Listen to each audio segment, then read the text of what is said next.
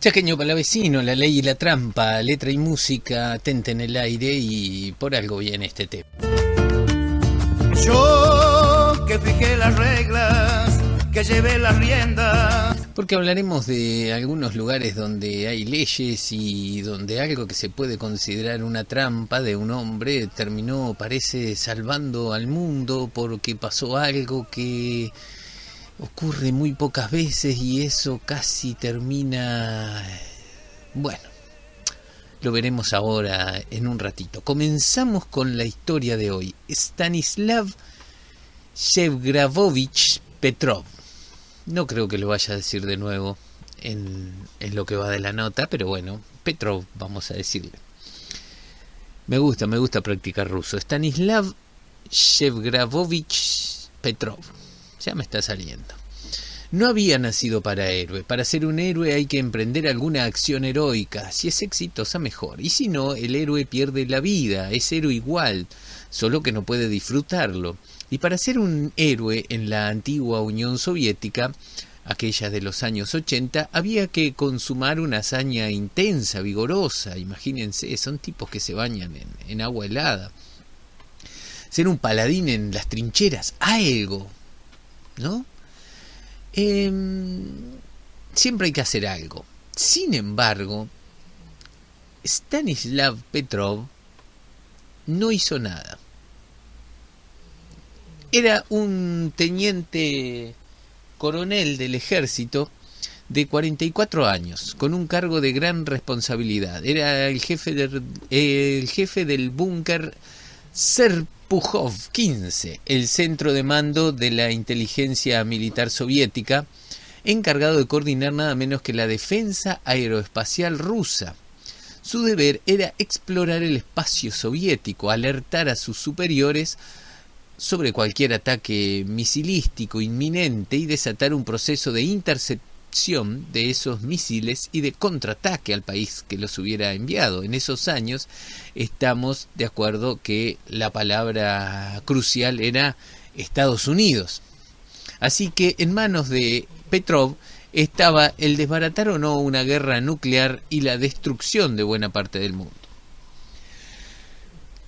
14 segundos después de iniciado el lunes 26 de septiembre de 1983, o sea que hoy hace fecha, cuando en Occidente eran todavía las últimas horas del domingo 25, un satélite soviético, acá comienza la historia, tenemos a un hombre que tiene que cumplir con determinadas leyes, por ahí la canción del chaqueño, y un satélite soviético le alerta a este hombre sobre algo que se temía mucho en esos tiempos, un misil balístico intercontinental, obviamente que estadounidense.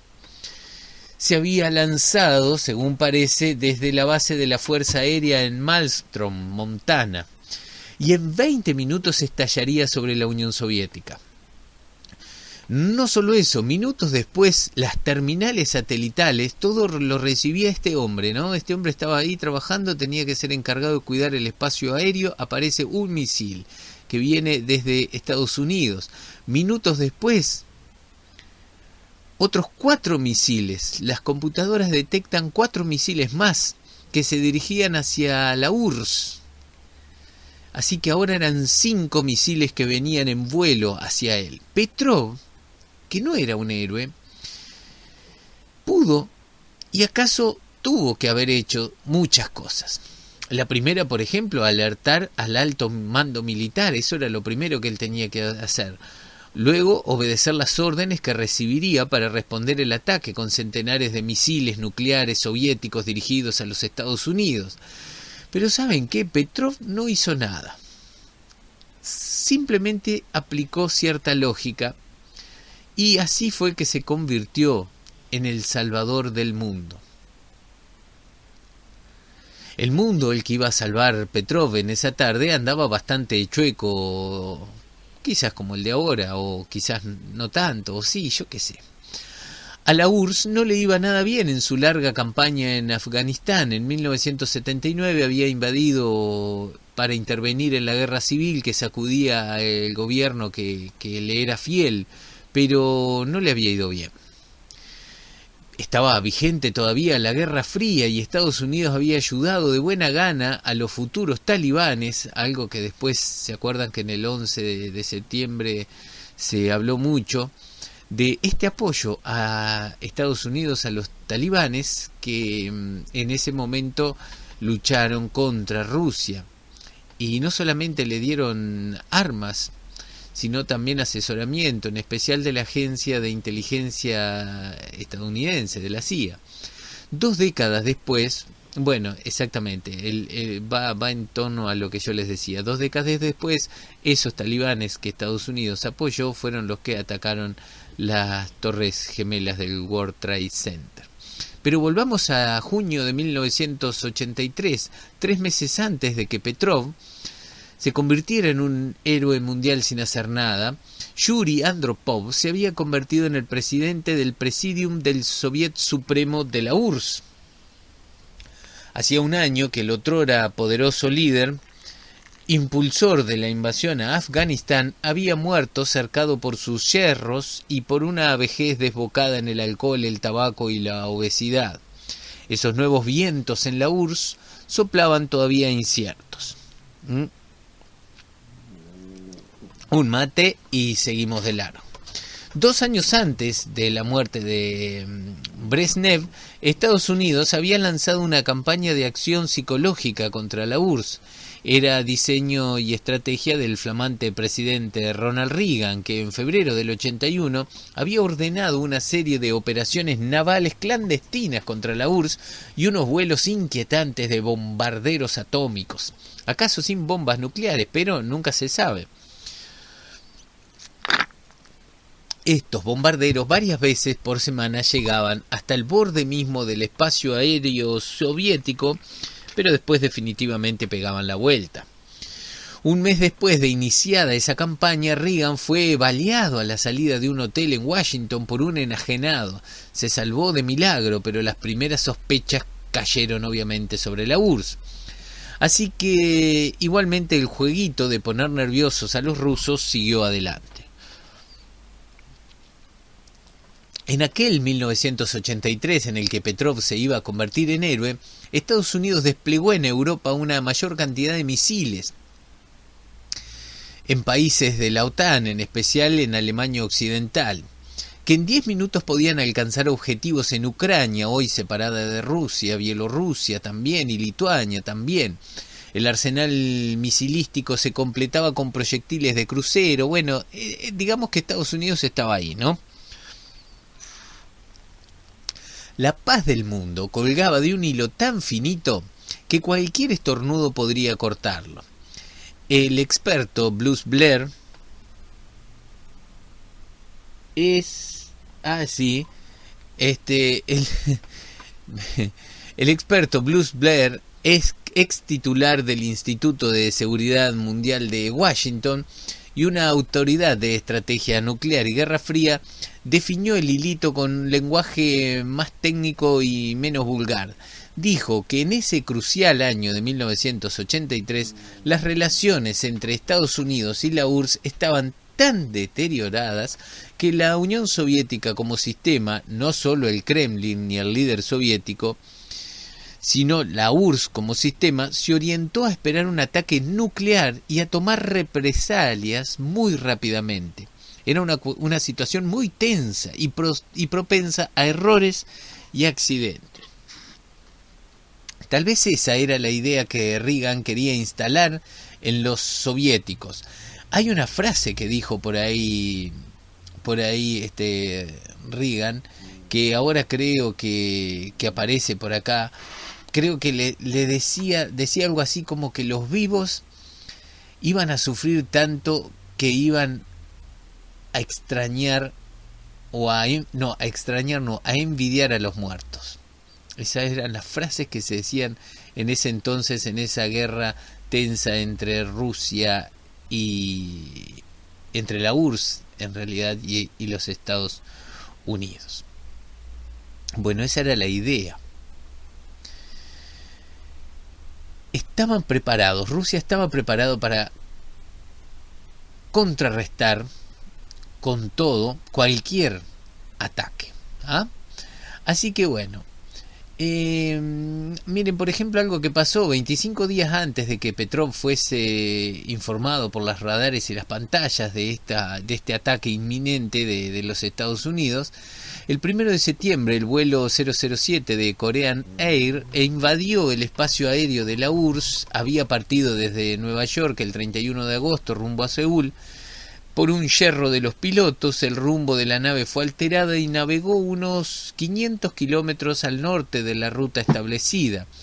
Violó 2 veces y sin saberlo el espacio aéreo soviético, que tomó al avión de pasajeros como un eventual avión espía. Y bueno, imagínense lo que pasó, fue derribado. Murieron 269 personas. Casi en simultáneo, en el área de pruebas atómicas de Nevada, a unos 100 kilómetros de Las Vegas, a las 6 de la mañana y a más de 600 metros bajo tierra, Estados Unidos detonó la bomba atómica Chancellor de 143 kilotones.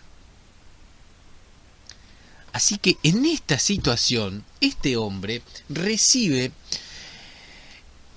los primeros minutos del 2026, los primeros minutos del 26 de septiembre, 2026, la alerta que le avisaba del lanzamiento de un misil estadounidense desde una base de Montana. ¿Qué harían ustedes? Pónganse ahí en ese momento, llamar a su superior. Evidentemente. Minutos más tarde, no obstante eso, 4 misiles más. Petrov tenía información propia muy importante, conocía bien las peculiaridades y las rarezas del sistema soviético de alerta temprano, OKO, que significa ojo en ruso, y pensaba que podía fallar. Eso hizo Petrov, o sea, desconfió de su sistema. Lo que debió hacer, de no creer que la alarma era verdad, era declarar la alerta, que inmediatamente iba a despertar el contraataque nuclear inmediato contra los Estados Unidos, porque eso era lo que establecía la doctrina de la destrucción mutua asegurada. Petrov no actuaba a ciegas. Los radares terrestres de la URSS no habían detectado misiles más allá del horizonte, aunque es verdad que esos detectores, esos radares detectaban mucho más tarde, y que probablemente cuando ellos lo detectaran ya sería tarde para hacer eso. Así que ese tiempo era valioso para salvar vidas. Así que Petrov se encontró con un juego peligroso. Lo que también decidió a Petrov a no hacer nada, o sea, a hacer nada en realidad, sobre la amenaza en ciernes, que fue la lógica pura, porque pensó que era imposible, que dado el arsenal nuclear de los Estados Unidos, se decidiera lanzar un ataque misilístico contra la URSS con un solo misil o 5 en el peor de los casos.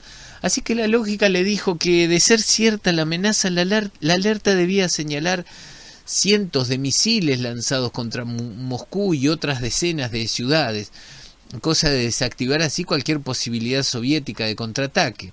Así que si Petrov desataba la alarma, pensó él, la guerra nuclear era inevitable y total.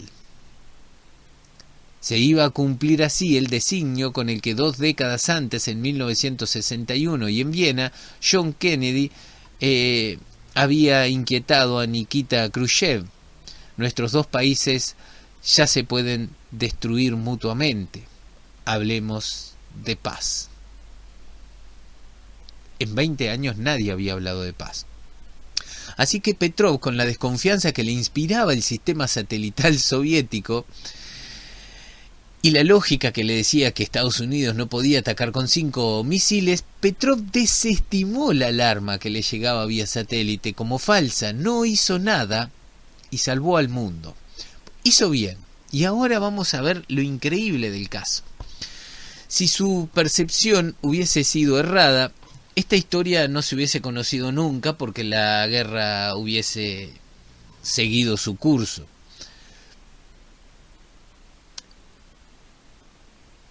En definitiva, con el tiempo, una profunda investigación no solo determinó que la alarma era falsa, sino que dejó en claro qué fue lo que había desatado el aviso.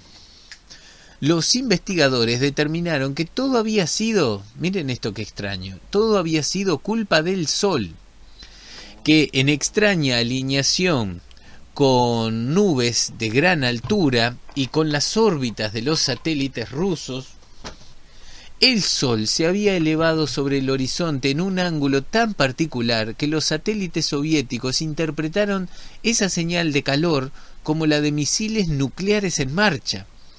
Es decir, que casi morimos todos por culpa de un amanecer. Y que solo lo impidió la sangre fría y la lógica de Petrov.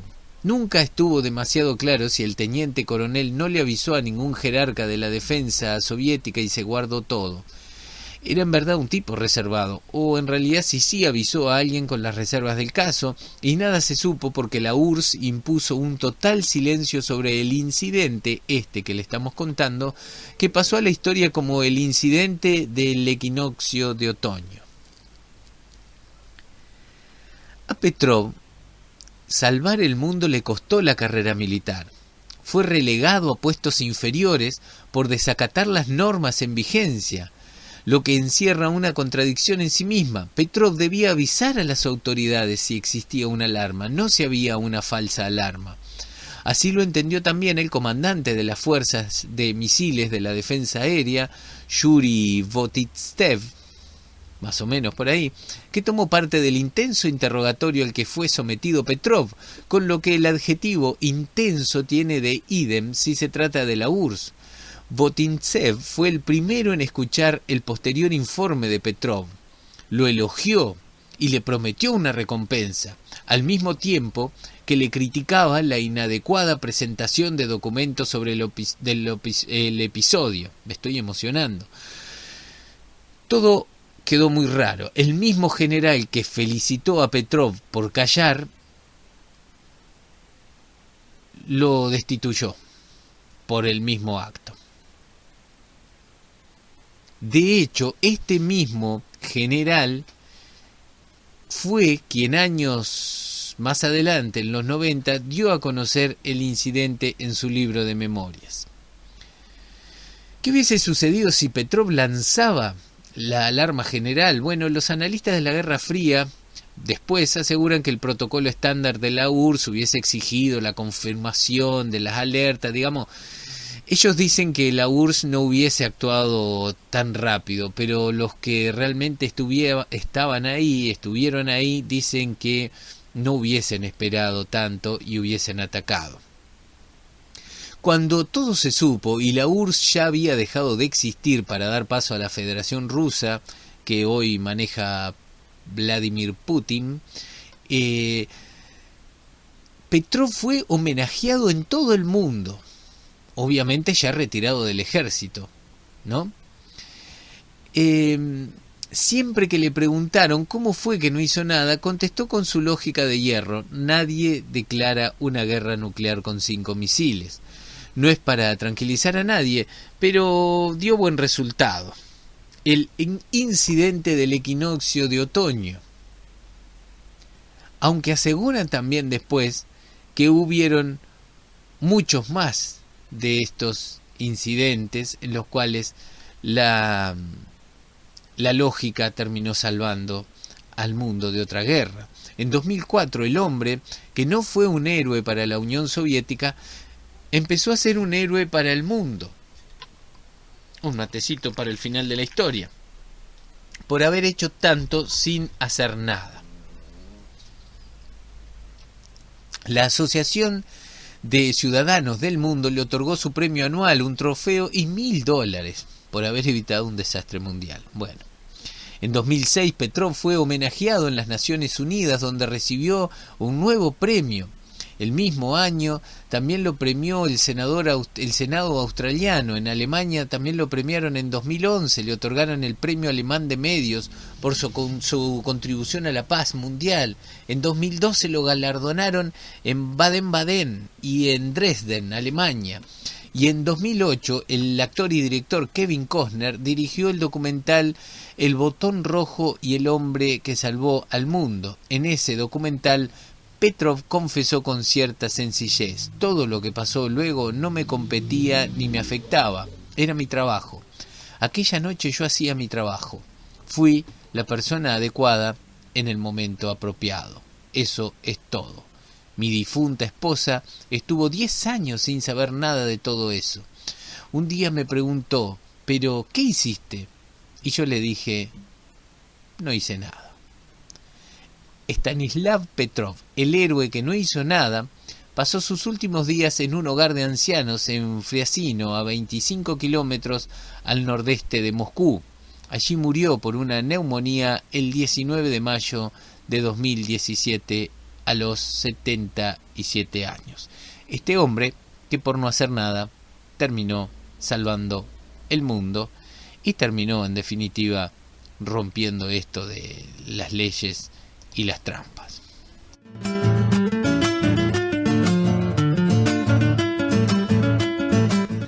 Y con esto nos estamos yendo. Tente en el aire, 24 horas contigo, cuando y donde quieras.